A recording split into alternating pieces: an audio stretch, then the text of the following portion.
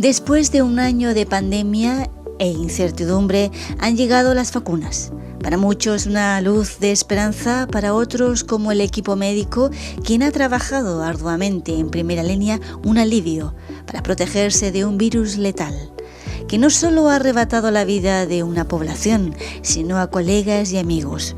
Para un grupo más escéptico es sin duda una forma de controlar a la población. La decisión es personal e individual, pero ¿vivimos solos en este planeta? Estamos llenos de preguntas, ansiosos de respuestas y cómo y dónde deben ser confirmadas. Es por ello que me acerqué a un equipo especializado que nos informará cuáles son los beneficios y los pormenores de las vacunas. Alrededor del mundo, los países han sido afectados por un virus letal y ahora, por fin, se tienen las vacunas y comienza una distribución masiva.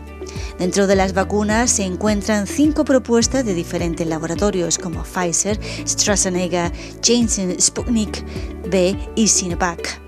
Muchos países ya han hecho su orden y el proceso de vacunación, pero ¿llegarán a todos los rincones del planeta? En Chile ya han aterrizado 2 laboratorios, Pfizer y Sinovac, donde se ha vacunado a la mayoría del servicio médico y primera línea de servicios, armada y posteriormente a las personas de alto riesgo.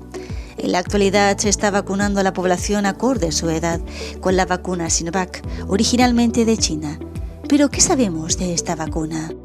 El Coronavac es la vacuna de virus inactivado derivada de la cepa de CZ02, la coronavirus, que actúa como un agente adyuvante, el cual estimula la respuesta inmune. En ensayos clínicos, durante los ensayos clínicos se realizaron en 3 fases, incluyendo el testeo en animales y posteriormente en humanos. Los participantes voluntarios estaban sanos y tenían entre 18 a 59 años. La vacuna indicada para esta prevención de la enfermedad causada por el virus SARS-CoV-2 en personas desde los 18 años.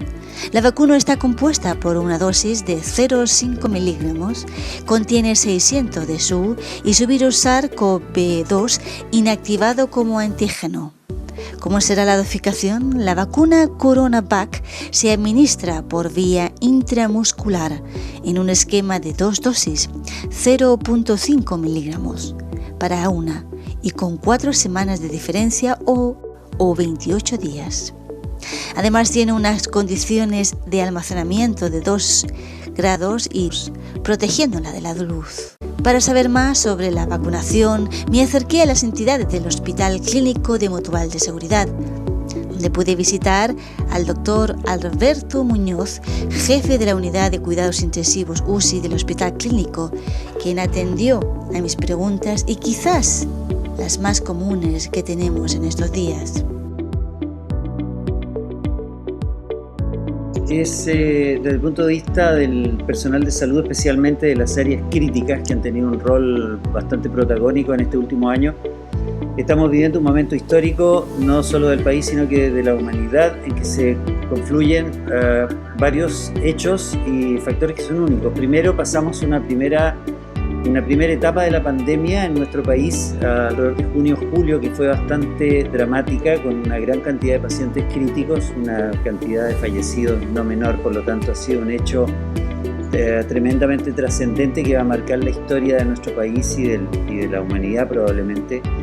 Eso no ha terminado todavía y enfrentamos el comportamiento esperable de esta pandemia, que es lo que llamamos la segunda ola, en la cual estamos ahora inmersos.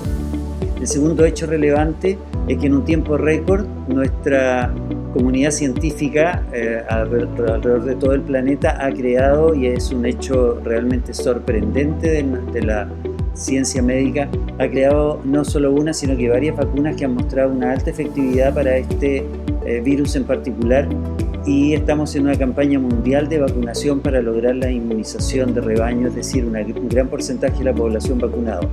Eso, desde el punto de vista de población, es lo que nos va a salvar, por decirlo, y tiene que ser durante este año 2021, para que no sigamos sumando fallecidos por esta enfermedad.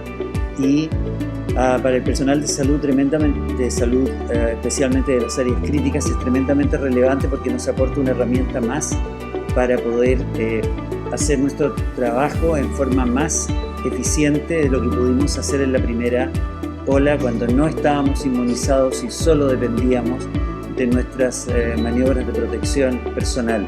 Ahora, durante la primera ola tuvimos que lamentar el fallecimiento de muchos médicos, enfermeras, TENS y personal de salud en general. En este momento, héroes para nosotros de la pandemia, y lo que queremos ahora en la segunda ola es estar mejor inmunizados para poder hacer mejor nuestro trabajo y que la cantidad de fallecidos, tanto de la población general como del personal de salud, disminuya. No solo los fallecidos, sino que los enfermos. Cada vez que nosotros nos enfermamos, hay una cama potencial de hospitalizado o de UCI o del servicio que sea, que no se puede cuidar. Por lo tanto, es extremadamente importante tener al personal de salud inmunizado, y esa campaña se está prácticamente completando en este momento con todo el personal de salud del país y gran parte de la población vacunada. Somos líderes a nivel de los países que están con el mayor porcentaje de población vacunados. El sistema primario de salud ha sido protagónico en esto y ahora son los héroes de la pandemia porque están vacunando una cantidad de personas enorme todos los días. Así es que va para ellos nuestro reconocimiento. ¿Y cómo aconseja usted que deben ser los cuidados después de la vacuna? Porque eso no significa que sean inmunes total, o sea, tienen un proceso de 15 días, también tienen que esperar la segunda dosis, pero también se le invita a los ciudadanos que tengan una especie de cuidado regulativo, ¿verdad? Igual que cualquier vacuna de cualquier enfermedad de las conocidas, especialmente las que tienen que ver con las patologías respiratorias estacionales, como el virus influenza, por ejemplo, que es muy antiguo y ya estamos con campañas de vacunación anuales. Este virus se va a transformar en lo mismo y probablemente sea nuestro cotidiano en el futuro. Vamos a tener un mejor nivel de inmunización individual y colectivo de la población. Ello no significa que no nos podamos enfermar. Lo que pretendemos es tratar de disminuir los contagios y, si nos contagiamos, que el cuadro sea más leve y no lleguemos a hospitalizarnos y, en lo posible, no lleguemos a una unidad de cuidado intensivo. Ese es el objetivo. Por lo tanto, todas las medidas que se han preconizado en la etapa pre-vacuna siguen absolutamente vigentes. Es más, deberíamos cuidarnos aún mejor. En este momento tenemos mejores herramientas, vamos a sobrevivir como país, como sociedad, tenemos que volver a levantar el país, levantar la economía. Por lo tanto, tenemos que aprender a convivir con esta realidad que es un virus nuevo que ha asolado a la humanidad, pero tenemos que sobrevivir. Es más, tenemos que desarrollarnos, progresar y aprender a vivir y hacer nuestra vida familiar, nuestra vida académica, nuestra vida educacional, con las medidas para poder sobrevivir a este virus. Y lo estamos logrando, es decir, se puede. Nosotros podemos trabajar con muchos pacientes con COVID en unidades de cuidado intensivo, siendo eficaces, salvando personas sin contagiarnos. No hay ninguna razón para que otras personas que hagan otras actividades de menor riesgo no logren producir y hacer su trabajo. Pero tenemos que aprender a convivir y respetar distanciamiento social, uso de mascarilla, lavado de manos, fundamental. Respecto a la primera pregunta de los cuidados en los pacientes vacunados, hay, por supuesto, el paciente que se vacuna tiene un periodo breve, que son minutos, 30 minutos, una hora, en que tiene que tomar ciertas precauciones, estar cerca del establecimiento donde se ha vacunado, y hay un pequeño porcentaje que va a hacer reacciones de tipo fiebres o algún tipo de malestar o mialgia, que en realidad son poco frecuentes y de poca importancia. Por lo tanto, no es un motivo para no vacunarse. Con cualquier vacuna que nos inoculemos podemos tener el mismo problema, y vacunamos cientos de miles de niños todos los años y hacen los problemas que todos conocemos. Por lo tanto, no es un problema de la vacuna contra el coronavirus, sino que es propio de los procesos de inmunización. No es motivo para no vacunarse. Y esos son los cuidados solamente que hay que tener, y están absolutamente advertidos y educados y enseñados por todas las plataformas del Ministerio de Salud que están enfocados en ello ahora. En mi experiencia, cuando uno a veces viaja a otros países y se vacuna para prevenciones como la hepatitis, la tifoidea, siempre se aconseja que que uno tiene que hacerlo antes de 15, 20 días de realizar un viaje. Entonces, en este tipo de vacuna también va a ser lo mismo, ¿no? O sea, no es porque la persona se vacune va a ser totalmente inmune, sino que tiene que esperar unos cierto periodo de tiempo y después la segunda vacuna. ¿Cómo le aconseja usted a ese tipo de paciente que ya realmente tome esas precauciones? Sí, la vacunación masiva que se está realizando en estos momentos con la vacuna es la que se ha llamado Sinovac, que tiene 2 dosis. La primera dosis no garantiza totalmente la inmunización adecuada que está para el diseño de la vacuna. La segunda dosis, que se tiene que poner 28 días después, completa el ciclo de inmunización, pero la inmunidad no se adquiere de inmediato, sino que requiere un periodo que se ha descrito en 7-10 días post vacuna para lograr el efecto, y lo que conocemos en este momento es que eso se prolonga durante del orden de unos 2 meses, que es lo que está testeado, de una inmunización adecuada, lo cual no significa que no podamos enfermarnos de COVID-19, sino que si llegamos a contagiarnos, el cuadro debería ser más leve y podría no matarnos. Es súper importante mantener, por lo tanto, todas las normas de higiene, de distanciamiento social, uso de mascarilla, lavado de manos, y no bajar la guardia y no desprotegerse por el hecho de estar vacunado. Sería un gran error. Tenemos que incluso mejorar las medidas como país, porque tenemos que salir adelante y hacer nuestras vidas individuales y colectivas con el coronavirus por los próximos 2 o 3 años. Doctor, una consulta sobre las personas que son alérgicas. O sea, se ha confirmado que a las embarazadas es posible que por el momento no, a la mujer de lactancia sí que está permitido, pero las personas alérgicas, ¿qué tipo de alergias tienen que tomar medidas? ¿Tienen que ir a su médico de cabecera para que le aconseje? ¿Qué medidas recomienda usted? El instructivo ministerial al respecto solo restringe a personas que han presentado cuadros de alergia grave relacionados con algún tipo de medicamento o vacunas previas, ¿de acuerdo? Son casos muy particulares, no cualquier alergia contraindica la vacuna. Hay grupos en los cuales todavía no está autorizada la vacuna porque no ha sido testeado específicamente.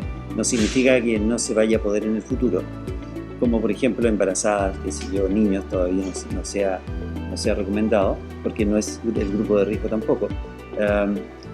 Sin embargo, eso tiene que ser evaluado caso a caso y, insisto, son algunos tipos de alergias muy particulares y cuadros muy severos y elementos relacionados con la composición de las vacunas los que están restringidos, no cualquier alergia. Por lo tanto, en ese caso hay que consultar igual y ver la posibilidad de que ese paciente sea susceptible de ser vacunado para vacunar a la mayor cantidad de población posible y que no se quede fuera. ¿Usted aconseja ir al médico y que ahí evalúe la situación? Caso a caso, los casos más de antecedentes de alergia más severos.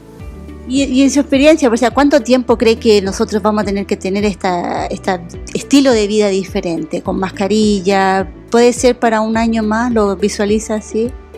Es poco predecible. Es poco predecible porque el comportamiento clínico del virus y sus distintas variantes genómicas que es bastante esperable que cambien en el tiempo porque lo hacen así todos los virus respiratorios. No olvidar que el virus influenza para el cual nos vacunamos todos los años tiene decenas de subtipos y nos vacunamos contra solo algunos de ellos. No hay razón para que este virus tenga un comportamiento distinto, por lo tanto no podemos predecir cómo se va a comportar en el futuro y cómo va a ser la endemia. La endemia significa un número de casos fijo en cada invierno, en cada verano, que podría ser un virus de estacionalidad inversa, no necesariamente en invierno. ¿Cómo se va a comportar? Ni podemos predecir cómo se va a comportar el contagio de la población en relación a la actividad de la población y el número de movimientos que haga, ¿de acuerdo? Por lo tanto, de ahí viene la prudencia de la autoridad sanitaria para poder adelantarse un poco a este tipo de comportamientos, para poder estudiarlo y conocer mejor el virus, porque no podemos predecir si nos va a acompañar durante el año 2021 o hasta el 2025. Nosotros suponemos, y esto es un sentimiento ya más personal, es que tenemos que convivir con esta endemia de este coronavirus durante más de un año. Nosotros estamos mentalizados para que en, no sé, 3 años más todavía tengamos este virus como un elemento peligroso en la actividad médica, en la actividad sanitaria, digamos, en general, y en la vida cotidiana de cada uno. Todavía no sabemos cómo funciona con todos los colegios funcionando, con todos los niños haciendo su circulación habitual. Son cosas que tenemos que aprender en los próximos años. No podemos predecir que esto se termine este año con la vacunación. Va a disminuir, se va a transformar en una enfermedad un poco más benigna, probablemente. Y es posible que en 5 años más recordemos esto como si fuera una influenza, más. Pero no lo podemos saber en este momento. Claro. Porque a veces nos recuerda, ¿no? El año 1920 fue la influencia española. Con la gripe española, probablemente en 50 años más vamos a recordar este episodio de la humanidad como la gran peste, una más de las que ha asolado a la humanidad. Y, por ejemplo, y vamos a recordar a varios millones de fallecidos. No tanto como la gripe española, porque hemos progresado notablemente, pero vamos a recordar esto como una peste más que ha asolado a la humanidad y probablemente ya no va a ser un problema, pero no podemos saber si eso va a ocurrir en 5 o en 10 o en 20 años más. Estos estudios demuestran que la utilización de la máscara reduce el contagio un 95%, pero aún así hay gente que se resiste y le cuesta entender ese concepto. ¿Usted qué les diría a ellos? Porque algunos dicen que hay problemas respiratorios, que tenemos ese tipo de problemas, pero usted que ha estado en primera línea y ha visto esta situación, ¿qué consejo les podría dar? Bueno, lo primero es que no pasa nada con usar máscara. El personal de salud ha usado mascarillas para distintas funciones durante decenas de años. Y es posible. Nosotros trabajamos con máscara en forma cotidiana y no pasa nada. Y son máscaras bastante más incómodas que la máscara de tela. Son más herméticas. Por lo tanto, el usar máscara no es un problema para nadie. De hecho, las culturas orientales están usando máscara en lo cotidiano hace años y viven, lo vemos en la calle con máscara por distintas razones, por la contaminación, por la gripe, por la influenza, y a ellos les funciona y no ha sido ningún cambio cultural muy importante para ellos el usar máscara. Por lo tanto, si tenemos un recurso que es tremendamente efectivo para prevenir el contagio, la respuesta es usémoslo, y hay que usarlo en forma masiva, cotidiana. Este virus tiene el problema que tenemos muchas personas que pueden contagiar siendo asintomáticas. La máscara evita que la emisión de micropartículas que vayan a contagiar a terceros. Por lo tanto, el primer rol de la máscara, evitar que nuestras partículas vayan inunden el espacio en que estamos, y que si además es un espacio cerrado, poco ventilado, vamos a contagiar a otras personas, sin duda. Y ese contagio es bastante efectivo. El virus es muy efectivo para contagiar en esa situación. Si estamos en un ambiente que ha sido saturado con micropartículas, lo único que nos va a proteger de contagiarnos en esa pasada, porque son segundos.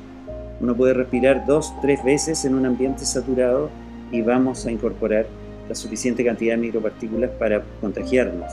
Lo único que nos protege es tener algún tipo de filtro o de mascarilla. Por lo tanto, es de toda lógica y no resiste ningún análisis que tengamos que usar mascarilla en toda interacción cotidiana donde haya más personas. Usted, como en primera línea, usted mencionó varias veces los héroes. ¿Usted qué experiencia le ha aprendido de toda esta pandemia, de estar en el día a día ahí en el mismo punto neurálgico de esta situación? Bueno, es bastante, es como para alguien que ha pasado ya y tiene sus años en la medicina, esto es el tener la oportunidad de vivir una pandemia de nivel mundial, realmente para cualquier médico es, por decirlo menos, sorprendente. No me atrevería a decir un privilegio porque sería, digamos, un poco excesivo, pero realmente nos ha tocado un momento histórico de la medicina del planeta, y creo que la hemos vivido con mucho aplomo. El personal de salud creo que ha respondido heroicamente al desafío. Hay que recordar que empezamos con esto sin vacunas, sin ningún conocimiento mayor sobre un virus que resultaba letal para todo el mundo. Enfrentamos el primer brote con unas estadísticas que venían de Europa que eran bastante alarmantes. El personal de salud se contagiaba, el personal de salud moría, y ellos ya estaban haciendo el aprendizaje de cómo tratar de evitarlo. Nosotros recogimos gran parte de lo que ellos aprendieron en la primera ola y tuvimos un par de meses para poder aprender y entrenar, y ya en el país tuvimos éxito. Hemos tenido contagios de personal de salud, no ha sido menor, pero el personal de salud ha podido sobreponerse a eso con mucha resiliencia y ha podido ser muy eficaz en manejar una enorme cantidad de pacientes críticos que ha sido inédita. En marzo era impensable que pudiéramos manejar miles de pacientes en ventilación mecánica en el país, impensable, pero lo logramos. El personal de salud ha tenido un tremendo heroísmo y resiliencia, y una vez que pasó la primera ola, nosotros sabíamos que no había terminado y sabíamos que venía la segunda ola. Eso resultaba un poco agobiante como para cualquiera. Después de haber vivido aquello en junio o julio del año pasado, sabíamos que esto venía, y ahora estamos bastante más preparados para la segunda ola. Estamos vacunados la mayor parte del personal de salud. Por lo tanto, lo único que puedo decir es que estoy gratamente sorprendido de la potencia, de la altísima competencia y el compromiso de todo el sistema sanitario chileno, público y privado, que creo que ha respondido en una forma impresionante, realmente encomiable. No sé si esto ha sido lo suficientemente relevado por los medios, y como si eso fuera poco, en este momento tenemos todo un sistema sanitario que es muy antiguo, y hemos logrado una vacunación con una tasa de nivel mundial. Entonces, no solo los sistemas de atención cerrada, hospitalaria, han sido los protagonistas, sino que nuestro sistema primario de salud en este momento son protagónicos para lograr una vacunación masiva. Tal como tú decías, no sabemos cuándo va a terminar esto ni cómo va a ser recordado, pero te aseguro que en 10 años más esto va a ser parte de la epopeya, y lo que va a ser escrito en la historia de nuestro país. Y realmente quisiera que todo el personal de salud de todo el país fuera reconocido como lo que se hizo. Esto ha sido una tremenda gesta hospitalaria, médica y de salud pública. Después de un testimonio tan fuerte como el doctor Alberto Muñoz, jefe de la unidad de cuidados intensivos, me dejó pensando sobre cómo había sido la pandemia en los hospitales. Es tan diferente verlo en televisión a vivirlo en el día a día en un hospital. A continuación, en mi investigación, hablé con el doctor Alberto Hayden, director médico del Hospital Clínico Mutual de Seguridad, quien repasó conmigo cómo fue la pandemia en el hospital. Hola, buenos días. Mi nombre es Alberto Hayden, soy el médico director del Hospital de Mutual de Seguridad. En esta oportunidad quiero hacerles un pequeño relato de cómo hemos vivido toda esta pandemia desde sus inicios. Estamos hablando de marzo del 2020, cuando hubo el primer caso en Chile, y cómo como hospital y como Mutual de Seguridad nos fuimos preparando para algo que no sabíamos bien cómo iba a ser. Había mucho temor en que tuviésemos situaciones como las que veíamos por televisión en Europa, que se adelantó antes, y lo que logramos hacer es tener protocolos una capacitación de toda nuestra gente, contar con todos los elementos de protección personal para enfrentar esto que ya no fuera tan desconocido por ignorancia, sino que dado a que tuvimos, ¿no es cierto?, la experiencia de Europa, nosotros pudimos prepararnos y fuimos bastante exitosos, dado que atendimos mucha gente, tuvimos buenos resultados en la atención de pacientes con COVID. También tuvimos por supuesto pacientes muy graves y que fallecieron lamentablemente, y nuestros colaboradores que trabajan directamente, prácticamente tuvimos muy pocos gente nuestra, médicos, enfermeras y TENS, y otras personas de salud infectados, ¿ya? Y los pocos que hubiesen, afortunadamente, salieron bastante bien. Hoy en día, en esta segunda ola que todos conocemos,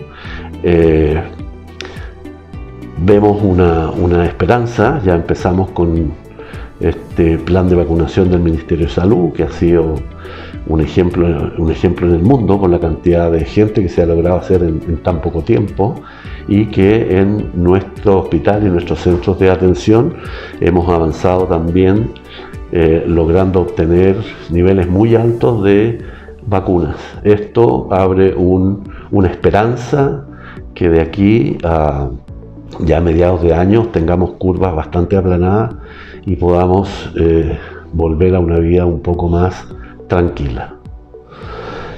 Los invito a todos a no temerle a las vacunas. Las vacunas, prácticamente todas las que hemos puesto, no hemos tenido ninguna reacción de importancia, han sido pocos casos y de cosas muy leves. A perderle el miedo y pensar en que la vacuna es la gran solución para el manejo de esta pandemia. 250 personas se acumulaban en el pórtico del Hospital Clínico en urgencias por problemas respiratorios, por lo cual se diseñó una zona especializada para la atención del COVID.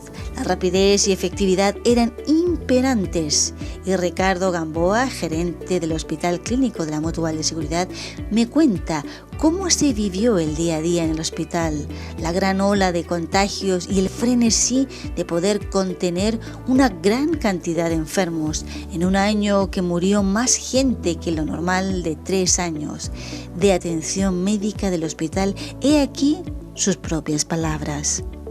Mi nombre es Ricardo Gamboa, soy gerente del Hospital Clínico de la Mutual de Seguridad. Parte de mi responsabilidad es asegurar la operación de los distintos servicios de este hospital en términos de la calidad del servicio que se entrega, como de la satisfacción a nuestros pacientes, a nuestros clientes del proceso de atención de salud, que siempre es complejo, pero estamos preparados para poder dar cobertura a ese tipo de situaciones. Respecto de la pandemia en general, yo quiero también hacer un paréntesis respecto de cómo nos preparamos. Yo creo que el trabajo que hizo el hospital, nuestro hospital, fue un trabajo que generó mucha cohesión respecto de los distintos equipos que participamos, médicos, enfermeras, TENS, todo el equipo, más el equipo de las respectivas gerencias corporativas, en el apoyo para poder prepararnos una cuestión de la cual nadie estaba preparado. Yo diría que se hizo un buen trabajo garantizando 2 aspectos, a mi juicio. Primero, la seguridad de nuestra gente para poder hacer un trabajo evitando idealmente que nadie se contagie. Y ese fue un trabajo complejo, porque vivimos situaciones complejas a nivel país y a nivel mundial, como los suministros de equipo, ya sean resonadores o elementos de protección personal. Eso, Dios gracias, no pasó en nuestro hospital. Y eso lo hicimos en conjunto con todos los equipos. En segundo lugar, tratar de asegurar que los pacientes que llegasen a nuestro hospital pudiésemos no solamente curarlos, sino que también salvar la vida. Más de 12.000 pacientes que han ingresado a la fecha por consultas asociadas al COVID. De ellas, más de 2.500 han sido resultados con contagio positivo. Hemos tenido más de 450 pacientes hospitalizados en este periodo, más de 100 pacientes en UCI, cerca de 90 de ellos con ventilación mecánica, y un porcentaje, insisto, lamentablemente, que falleció.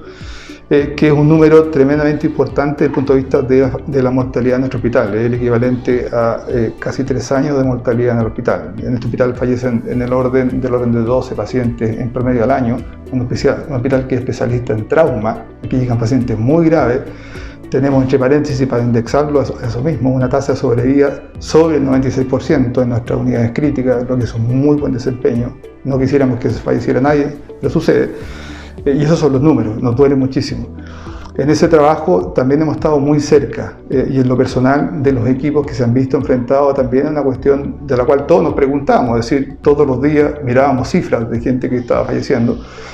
Y en ese sentido también hicimos un trabajo en la compañía de estar cerca de esos equipos que veían, ¿no es cierto?, no solamente afuera, sino que en nuestro hospital, cómo también fallecían los pacientes, ¿no? Y cómo nos preparábamos desde el punto de vista psicológico para poder seguir, ¿no es cierto?, abordando y dar soporte y continuidad a una cuestión tan compleja como era la pandemia. Por lo tanto, lo que quiero decir con esto es que siento un tremendo orgullo por este equipo, nuestro equipo del Hospital Clínico, de estar en esa primera línea y hacer el máximo esfuerzo, todos, para poder, insisto, en salvar la vida de muchos pacientes que pasaron por este hospital. Eso es lo primero.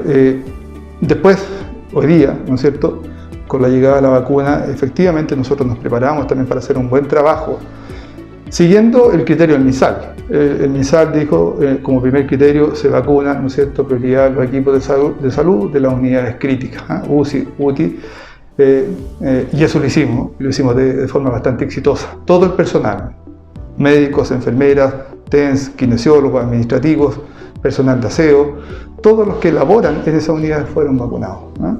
Esa fue la primera fase del hospital. La segunda fase la vivimos la semana pasada, cuando ya avanzamos al resto de las áreas asociadas a todo el personal clínico y de salud de nuestro hospital, ¿no? Y estamos ya en la tercera fase de avanzar hacia el resto de las unidades que tienen que ver con apoyos al resto de las unidades clínicas del hospital. Estamos en esa fase. Ha sido un proceso, yo diría, bastante exitoso. Hoy día llevamos cerca de casi 1.600 personas vacunadas. Y ya yo diría, he visto en general en la gente, sin lugar a dudas, mucha felicidad. Aquí se está viendo no solamente la luz al final del túnel, la esperanza de que efectivamente esto va a dejar de ser, en el corto plazo, esperemos que sea así, ¿no es cierto?, un problema donde la duda entre la vida y la muerte, esta pandemia nos pone en ese paradigma. Así que hay una gran felicidad, hay un tremendo trabajo por seguir haciendo esto de una manera muy responsable y llegar a la máxima cantidad de gente para tener y dar la confianza y la tranquilidad y poder tener de vuelta, ¿no es cierto?, a nuestra gente y seguir trabajando para entregar lo mejor de sí en nuestro hospital, a nuestros clientes y a nuestros pacientes que llegan a nuestro hospital. Pero para aquellos que han sobrevivido a la pandemia, se han visto afectados otras áreas, ya sea emocional como económico, donde muchos negocios privados han visto el pasar del tiempo como una agonía desoladora. Algunos puntos del quiebre financiero donde no se sabe si podrá recuperarse. Rafael Herrera, gerente corporativo de la red de agencias de clientes de la Mutual de Seguridad, nos cuenta desde su punto de vista corporativo cómo él ha visto a los empresarios este desafío. Yo soy Rafael Herrera, soy el gerente corporativo de clientes y operaciones de la Mutual de Seguridad. Bueno, en general todas las regiones han pasado por esta pandemia, por esta situación que ha afectado obviamente la salud de las personas, pero también ha impactado en la vida diaria. La gente que no ha estado enferma también se ha visto impactada por las cuarentenas, por muchos de ellos tener que suspender su empleo o incluso perder su fuente laboral, y las empresas también con dificultades para seguir cumpliendo sus compromisos. Así que yo diría que no hay ninguna región del país que no se haya visto afectada. Hay casos muy puntuales, por ejemplo como Punta Arenas, que está saliendo hoy día, pero le han tocado momentos muy difíciles, pero no hay ninguna que nos haya visto sometida a desafíos tanto para las autoridades, para el mundo público, para el mundo privado, en algo que esperamos que ya sea una etapa que esté pronta a concluir. Llevamos prácticamente un año. Algunos lamentablemente se enfermaron, algunos perdieron la vida, familias que se vieron enfrentadas a ese problema, el tema laboral, pero todos desde el punto de vista emocional hemos tenido que sufrir el encierro, la incertidumbre y por lo tanto creemos que desde el punto de vista de la salud mental hay un impacto Estamos todavía en el momento de la crisis. Lo más probable es que una vez que esto vaya terminando, estamos muy contentos por el proceso de vacunación que se está llevando adelante, porque vemos que estamos con una luz de esperanza, digamos, de ponerle fin a esta pandemia. Y obviamente las enfermedades de salud mentales se pueden manifestar, pero también reconocer el lado positivo de la resiliencia que tenemos como país de poder enfrentar momentos difíciles, que yo creo que es un activo que a veces no lo valoramos, como mencionaba anteriormente, de todas estas cosas buenas que tenemos y que tenemos que seguir cuidando. Es un elemento esencial, que está muy arraigado en lo que somos como país, de poder sobreponernos a las cosas difíciles. Y yo creo que eso también ha salido a la luz en los equipos de salud, en nuestros niños que han tenido que estudiar desde sus casas. Hay mucho valor que está en nuestra cultura, en nuestra sociedad, que creo que cuando podamos hacer digamos el recuento de lo que fue estos años, vamos a poder sacar lecciones y sobre todo valorar lo que tenemos y desde ahí proyectar hacia el futuro nuestra sociedad. Ya en la Edad Moderna, Leonardo da Vinci realizaba disecciones humanas para comprender el universo del cuerpo humano, y hasta hace muy poco, en 1895, los científicos Wilhelm Röntgen y Anna Bertha Röntgen trabajaron por años en el descubrimiento de los rayos X. Este gran avance hizo posible visualizar más allá del ojo humano, comprendiendo más sobre las enfermedades y alargar así la calidad de vida. Desde entonces la ciencia no ha limitado sus horizontes y hoy se realizan resonancias para saber más sobre las dolencias humanas. Patricia Portilla nos cuenta más sobre estos avances médicos y la última tecnología que está disponible en el Hospital Clínico de la Mutual de Seguridad, quien se especializa en traumología.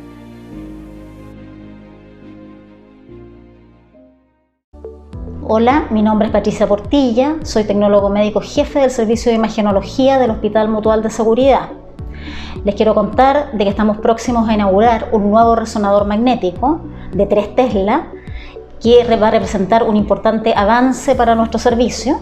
Es un viejo anhelo que teníamos y que para efectos del paciente va a significar importantes mejoras diferenciadoras con otros equipos, con otras instituciones también. Básicamente podría mencionar de que este equipo, en términos de calidad de imagen, da una resolución y un contraste mucho mayor que otros equipos. Esto permite fundamentalmente poder visualizar lesiones muy pequeñas que en otros equipos es más difícil o podrían pasar inadvertidas. Por lo tanto, eso es una importante ventaja. El equipo muestra imágenes muy detalladas, muy nítidas, de todo lo que es lesiones osteoarticulares, que es nuestro fuerte. El foco de la Mutual es el trauma. Por lo tanto, lesiones muy mínimas, muy pequeñas, se van a poder ver con claridad. También el resonador de 3 Tesla permite realizar estudios de órganos de cuerpo completo, de abdomen, de pelvis, de médula, de cerebro, también permitiendo detectar lesiones y patologías de forma mucho más fácil. Por lo tanto, el radiólogo va a poder hacer un informe mucho más certero y al mismo tiempo va a permitir esto que el tratante también tenga un diagnóstico mucho más apropiado. Por otro lado, desde el punto de vista del paciente, también es importante destacar de que el equipo tiene varios accesorios que también hacen más confortable su estadía en el resonador, ya que por ser un examen largo, muchas veces el paciente se siente incómodo, se siente como encerrado. Sin embargo, este equipo tiene un túnel o un gantry que es mucho más amplio, tiene un diámetro mucho más amplio, por lo tanto es más confortable su estadía ahí. Tiene accesorios, como mencioné, tiene disminución del ruido. Los resonadores habitualmente se escucha mucho ruido, pero en este equipo que es más avanzado el ruido disminuye. Por lo tanto, de todas maneras va a ser mucho más confortable la estadía del paciente dentro del equipo. Desde la invención de la vacuna, muchas enfermedades mortales como la viruela y el polio han sido casi erradicadas. El mundo ha sido azotado con pestes que han causado la mortalidad a millones de personas, pero hoy, con la vacuna en mano, me pregunto si yo viajara al pasado con millones de vacunas a la Edad Media para salvar a muchos en la peste bovina o conocida como peste negra, ¿aceptarían esta inyección? En aquel entonces había varias teorías de la causa. como la soborna lo justificaba por la aparición de eclipses y la alineación de determinados planetas. El médico Alfonso de Córdoba afirmaba que el origen podría estar en una falla geológica provocada por un reciente terremoto en Italia que liberaba gases del infierno a la atmósfera. Un médico de Marsella dictaminó que se transmitía por mirarse a los ojos y algunos incluso clamaban que era por los pecados de la humanidad. Así las teorías rondaban, aunque la razón era simple. Las pulgas picaban a las ratas y estaban contaminadas y transmitían el contagio a los humanos por no tener ductos y lanzar los desechos humanos a las calles, el llamado aguabá, a lo cual se regularizó con el tiempo. En Europa experimentó el brote epidémico más mortífero de la historia, con la peste negra, la infamable pandemia de la peste bubónica que azotó a toda Europa en 1347, matando a 1/3 de la población. Pero de seguro, a cualquier médico o científico que viajara al pasado con las vacunas para salvar a millones sería quemado en la hoguera por herejía. Si viajáramos a un siglo atrás, a 1918 o a 1920, en tiempos de la posguerra mundial y la guerra bolchevique, donde murieron más de 40 millones de personas en la influencia o gripe española, que arrebató a la vida a una enorme población, más que la misma guerra en sí.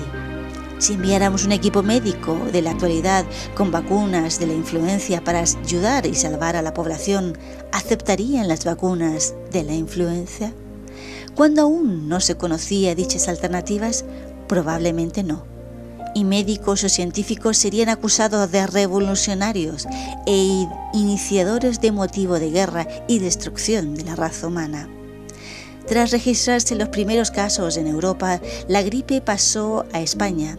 La gripe española, a pesar de no ser el epicentro, España fue uno de los países más afectados, con 8 millones de personas infectadas y 300.000 personas fallecidas. Por aquel entonces sería popular la máscara de tela y de gasa, con la que la población se sentía más tranquila. Hoy, en lo que consideramos la era del millennium, de la cibernética y de los avances genéticos, muchos dudan de la incertidumbre, acosa a sus mentes. El miedo de noticias esparcidas en redes descontrola los corazones de muchos. No digo qué debes hacer con tu vida, pero después de todo la vacunación es algo que aún está muy reciente.